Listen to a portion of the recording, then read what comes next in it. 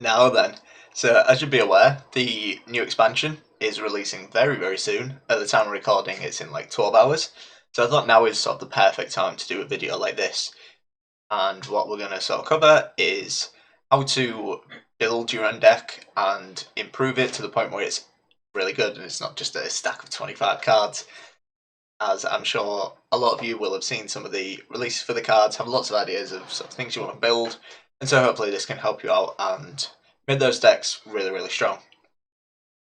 So throughout the sort of video, I'm going to be using a fair bit of terminology, so I'm going to be referring to very game-specific things, and if there's anything like that, I'll caption it, put a little thing at the bottom so you can have like a definition for the word, just in case you're a newer player who doesn't know some of these terms, just so it's a bit more accessible for everyone. Also, throughout the video, I'll have little clips of like examples in effect of me utilizing the ideas I'm talking about. The one I'm going to be using for this is a weather vampires diversion mess that I built and I've been using over the past week or so. And basically, using the ideas here, I've taken it from like a 50% win rate to about 70%. So, yeah, these are sort of, this isn't just me talking about something I don't use. This is my own personal methods. And following on from that, this is just my personal process. You may not agree with some of the ideas I use, or you may want to mess them about a little bit, do a lot of different things yourself, and I highly advise you do something like that. Don't just take this as a solid sort of step-by-step guide. Take it as ideas for things to try. Take it with a pinch of salt and see what works for you. Some of these tips might not work personally for you. This is just how I personally do it, but I think everybody can pick something up from this basically. Just before I do get into it, if you have any questions whatsoever, just drop a comment. I always check my comments and I'm sort of happy to explain anything, talk about anything I've not covered in this video. Yeah, just basically anything. Just drop a comment and I'm happy to answer you. So, as always, if you do enjoy the content and you would like to see more, if you could subscribe, that would really help me out. And we'll get started. Fair bit to go over. So, what I've kind of done here is broken it down into three sections. And the first section is drafting. So, what I mean by this is you need to have your idea in mind of what you want the deck to be. Few ways you could come about this is like you see a specific card that you really want to use and you want to build a deck around it. It could be that you have like an archetype in mind. So, you may be looking at monsters and think, I really want to play a Death Wish deck, or I want to play a Vampires deck, or, so on and so on. Just have an idea of what you want the deck to be like. You may also be fed up of playing against a specific type of deck on ladder and you want to beat swarm decks, for example, or you want to be like super control decks, something like that. Just have the idea in your head of, okay, this is what I want to build the deck around. And once you have your idea, then you can start building it. Now, the sort of first step that I like to take is I just go through my collection of cards and just throw in every single card that I think could work. Just chuck them in. Don't worry about provision cost. Don't worry about card limits. Anything like that. Just throw in everything you can think of. And once you've done that, probably going to be too many cards, and it's going to be far too expensive. So now what we need to do is thin down the deck a little bit. So what you want to do is sort of look through, and personally I go provision cost by provision cost. So I'll look at all the 4 provision cards and I'll try and pick out, 2 or 3 of them that are a little underwhelming, like not really necessary. So just thin out kind of the worst of those, and then we'll do the same for 5 provision cards, and 6 and 7, and so on and so on and so on.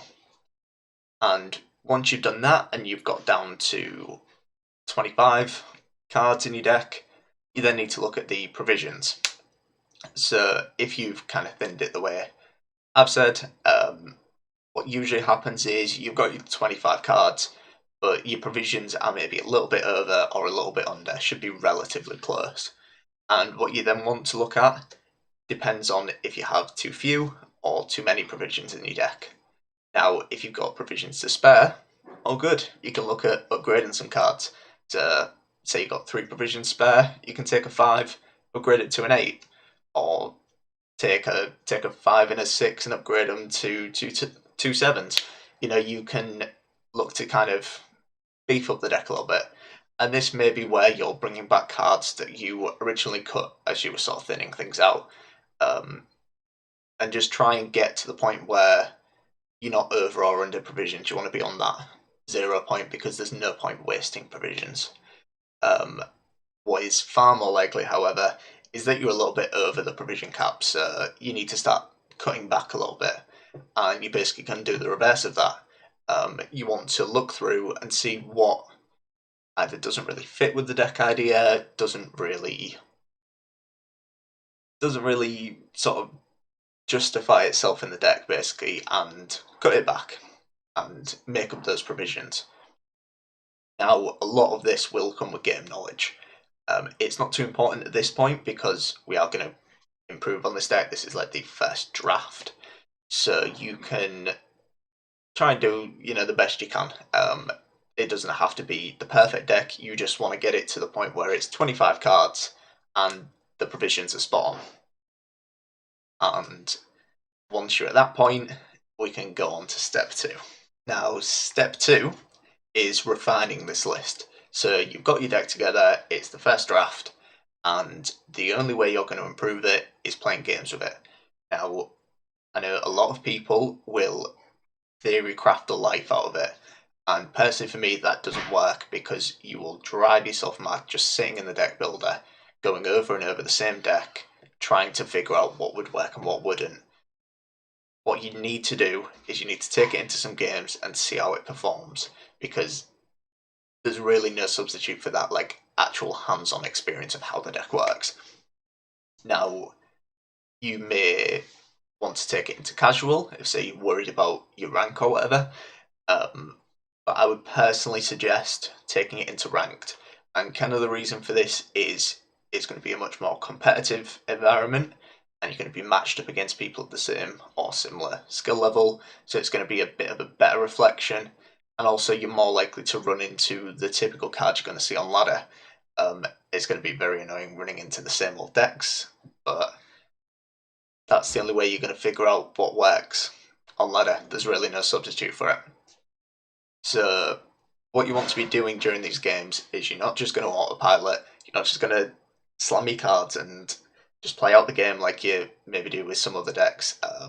What you need to be doing during the game is every time you play a card, and like at the end of the round and stuff, you need to be kind of making a mental note of what stood out as a card that performed like really, really well, and you think, yeah, this has a place in the deck 100%, and keep an eye out for the cards that were really underwhelming. I didn't play for many points, or you couldn't find a situation where they could get the maximum value, or cards that sort of when you drew into them, you kind of let out a bit of a sigh. You're like, didn't want to see this. I wanted to see this instead.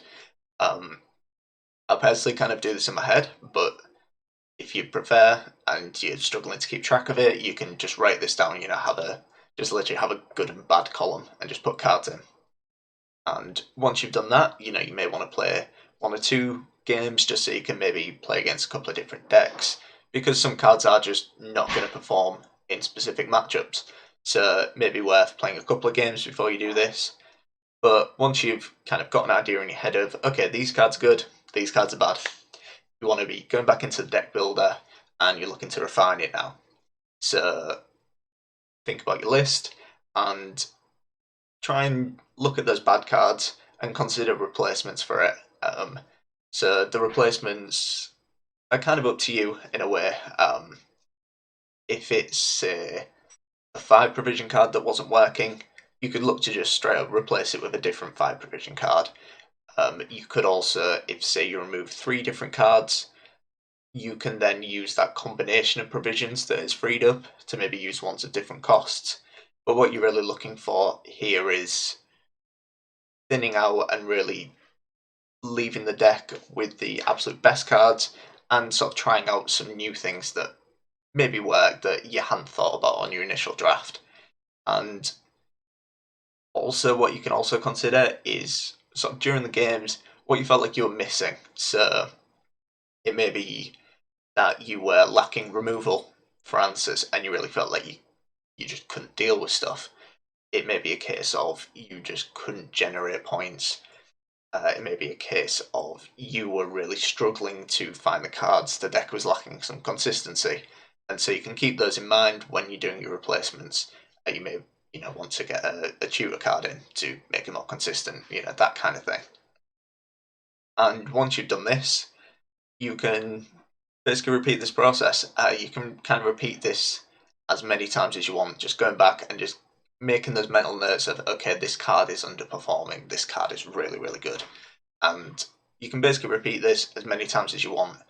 And I'd personally go through this kind of a few times. I'll maybe go through this process like 4 or 5 times just to try and really figure out the deck, figure out what I'm trying to do, and figure out which cards are working and which ones aren't really pulling the weight. And once you feel like it's at a good spot, this is usually where most people who make decks will kind of stop. They'll have figured out which cards they feel like works, and then they'll kind of put it here. And that's typically the point I was at, for example, where it was just about cutting about 50% win rate with my Vampire Weather deck. But the steps you can take after this to really try and maximize the potential of the deck, and I think this last section is kind of where people pick up the most in terms of like new tips that you won't really have thought about. So we'll go into the third section. Now we're on to the last part, which I think is arguably the most important. These are the things that I do for perfecting the deck. So now that you have your idea of your deck that kind of is at a point where you know which cards work, you know which cards are maybe underperforming a little bit and could do to be replaced, you can apply some really tried and tested deck building ideas. Now, these ideas are things that I've either picked up through my experience or things that I've learned just as I've played games and just figured it out, and some of them are sort of things I've picked up from other people. You may sort of, after hearing these, think, well, why using it at this point and not applying it earlier on, sort of when you're building the deck? And the sort of reason for this is I feel like the early steps are really crucial because you want to already have a good understanding of how the deck works, what it's looking to do, what are the standout cards before you start applying these rules, because I feel like you're not going to get the most out of them if you aren't quite sure yet on the cards. I feel like these little bits are like the secret ingredient, the sort of bit that makes the deck go from like average to very good. And with that in mind, we'll start with the first one, which is the rule of 16. So this is an idea that only really exists in Gwent. There's not really other CCGs where this would be applicable, and that's the pure setup of Gwent. If you're not aware of what the rule of 16 is, it's the idea that in the average game, you will play 16 cards. Now, obviously, things like Matter or Stregobor will mean that this isn't true, but 99 times out of 100, you're going to play 16 cards. And because of this, you want those 16 cards to be as impactful as possible. There's no point having 25 cards that are pretty good because 9 of them are going unplayed or they're going to be used to tutor things out. So what you want is 16 really good cards and 9 cards that are made up of things like tech choices. So, for example, maybe a Spores would be considered a tech choice. 4 provision cards, because you can't go cheaper than that. You just want filler cards that are as good as possible, but the cards that you groan when you draw into them in round 3 in effect. You also want your thinning cards. So, for example, a Wild Hunt Riders. those two cards would only be considered as one target card. And the reason for this is when you play one, it pulls the other out of the deck. So they don't take up two spaces for the cards you play. One of them is in effect just getting pulled out of the deck, doesn't get played. And the final thing would be tutors, because you need consistency. Stacking out your deck with good stuff is all well and good, but it's a card game. You're gonna miss your draws sometimes, and you want to get it as consistent as possible. Now, with that in mind, you want to be looking at your deck and figuring out if it follows that formula. Does your deck follow the rule of 16? And this will kind of lead to one of three things. So, best case, it's already following the rule of 16, and then this section may not be too applicable. Still worth sort of looking over, considering if maybe you want to switch it up a little bit. For example, maybe you have a 4 provision card that you think, okay, instead I maybe want to include some thinning, or you want to add in more tutors. You can, with the rule of 16 in mind, try to tweak your deck a bit. But yeah, this is best case, you're already following it, which, all good. What may also have happened is you may have too many target cards. So, say you have 19 cards that are sort of 5 provisions or more, and you need to be thinning those down, because what's the point in having 19 good cards that you want to play if in every single game 3 of those are going unplayed, and so the extra provisions you've spent on those, instead of just having 4 provision units in there, are just completely going to waste. And with that in mind, you need to be cutting that back. You want to be looking at those cards and considering, okay, what's on the chopping block? What's the worst out of these? Now, keep in mind, you do not want to just be removing the cheapest cards. You don't just want to go, okay, 19 target cards, 3 of them are 5 provisions, chop, chop, chop, okay, good to go, because it's not going to work. Not going to work. You want to be looking at the sort of how they perform at the provision cost rather than just the raw points of the card. There may be, for example, a 8 provision card that's underperforming. Cut it out. Once you're down to 16 cards, you can start sort of padding out the deck a little bit, and this will depend on what provisions are available to you. You may want to include another tutor to add some consistency.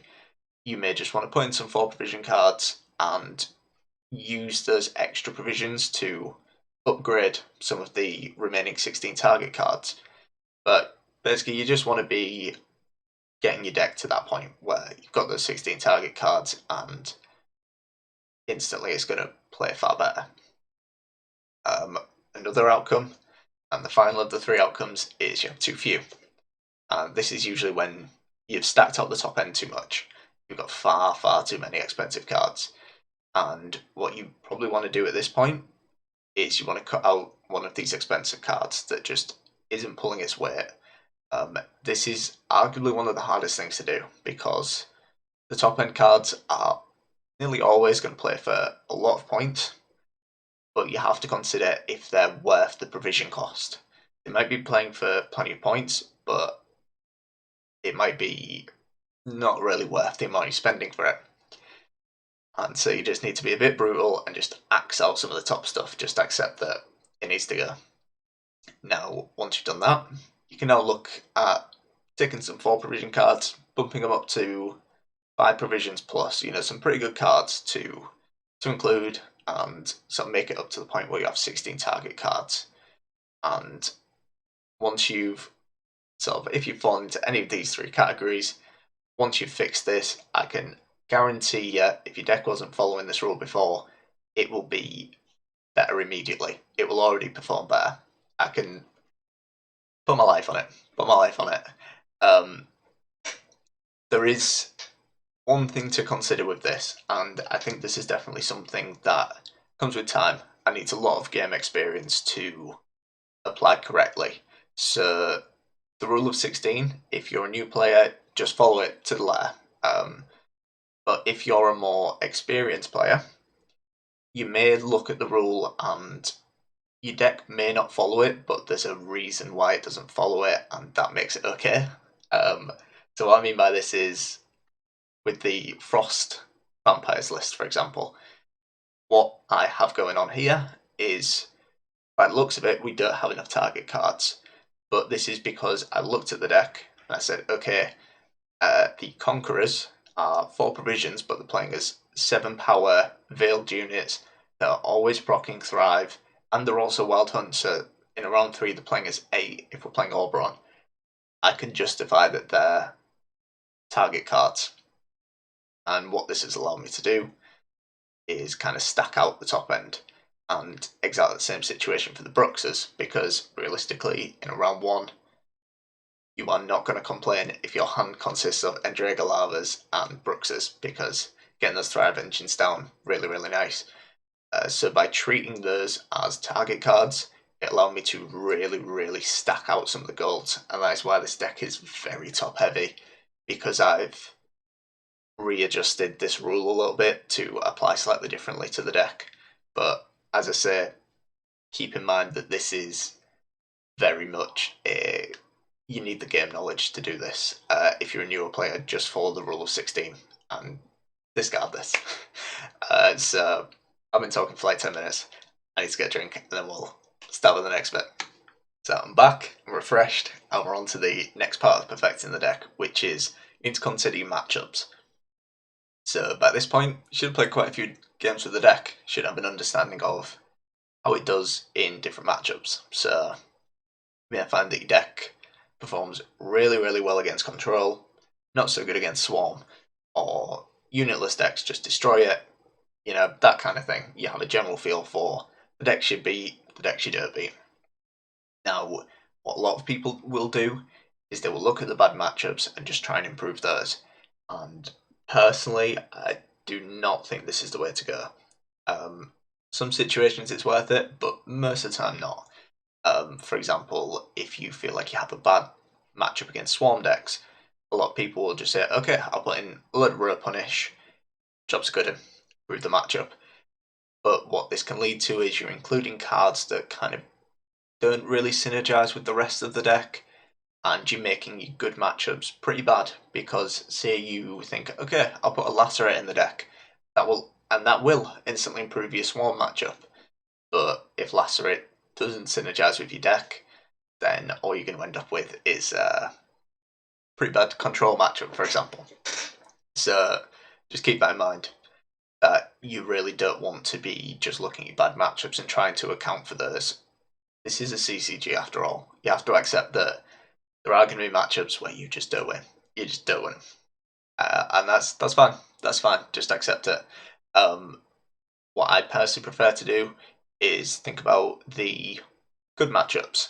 So the matchups where you feel like they're pretty good, are they sort of auto win matchups, or are they like, you know, super close but you have an advantage? And sort of with that in mind, you can look to tip that in your favour a little bit. So say you can say it on the flip side. Say you have a good matchup against Swarm, including a couple of cards that don't really mess with the deck too much, but improve that Swarm matchup, are always a good step, just to try and really solidify those good matchups for you. Now, following on from this, arguably this is the second to last tip, is you want to consider the meta you're playing in. Now, if you don't really care about how the deck performs right now, and you're just looking to make the deck good, don't really worry about it. This is if you're looking to play the deck right now, and you're sort of frustrated with what everyone's playing. Now, this means that some decks are just going to perform terribly in a meta, but this doesn't mean they're bad. For example, if it's a very heavy Control meta, where there's tons of Nilfgaard roaming about, having an engine heavy deck means you just aren't going to perform. The deck may be good, but in the current meta, it will not perform. And what you then need to keep in mind is, okay, do you want to change the deck so that it does better in the current meta, or do you just want to stick as it is? If you do want to beat the meta, you need to consider what cards work well in it. So a classic example is when there's a lot of artifacts and scenarios roaming about, Karathi Heatwave becomes a lot more common because it just works pretty well on ladder. and sort of consider that, consider what people are playing, and how you're going to match up against it. And sort of the final thing is, don't just ever treat the deck like it's the final list. What you want to be doing is, when you're playing your games, the best way to do it is you just keep considering the sort of things I've talked about. You want to be looking at the deck and considering which cards are kind of ready for the chopping block. This is kind of a difficult thing to do because when you build a homebrew, you will find that you become very attached to the cards, and it can be quite hard to cut cards out when you built it yourself. It's different to just a meta deck. It's something you've made for yourself, and it can be a little hard to analytically decide which cards are doing well. But I would really advise that you, as you're playing your games, just really consider which cards aren't performing as well, and constantly have in mind which cards are sort of ready for the chopping block. Always have a couple in mind of, okay, we're going to see how this one goes. Like, try and like super focus on like a couple of cards, for example, in a game. It maybe there's like a 6 provision card you're not sure about, and over the next couple of games, keep in mind when you play that, how it performs, whether it was worth it or not, and just keep refining and refining and refining, because decks are never perfect. You're not gonna get it right first time. You're not gonna get it right the 10th time. You just want to keep making changes, keep improving it, and that's me done ranting, boys. Hopefully, at least a couple of these things will help some of you out. As always, if you have any questions whatsoever, just drop them in the comment section. I always read through the comments, and I will get back to you sort of as soon as possible and reply and try and be as concise as possible. But if any of this works for you, please let me know. I do like to hear that my ideas have helped people. So yeah, we'll catch you a couple of days.